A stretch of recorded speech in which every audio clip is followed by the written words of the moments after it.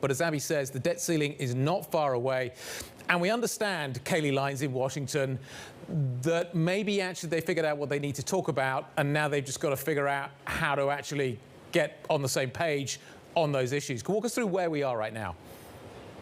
Yeah, Guy, you're exactly right. Congressman Patrick McHenry, the House Financial Services Chair, was just speaking to reporters. He, of course, is one of the chief negotiators on the Republican side in these talks, saying that there is alignment on what they need to work on, which to me just is a signal that there are areas in which they are still unaligned that they need to try to come together. We know the big one is going to be spending cuts, what the picture looks like for fiscal year 2024. Republicans, of course, want to spend less next year than they did last year.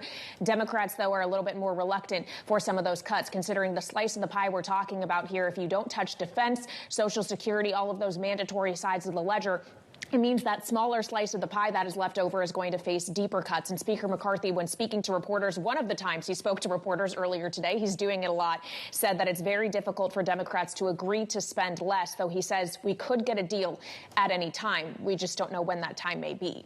So, Kailey, talk about contingencies. I know that the official line will be there are none, but there has to be some. Who's talking to who?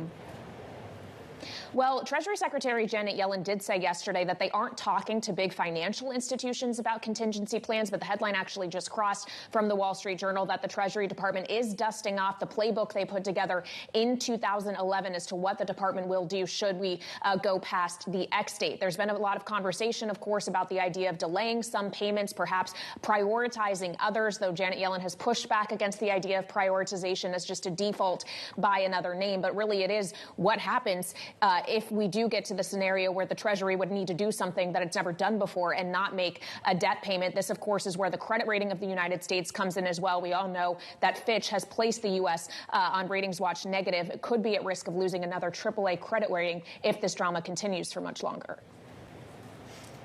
Is that going to have an impact, Kailey? Just very briefly. What are people talking about in D.C.? Was that a shock? Was that not a shock?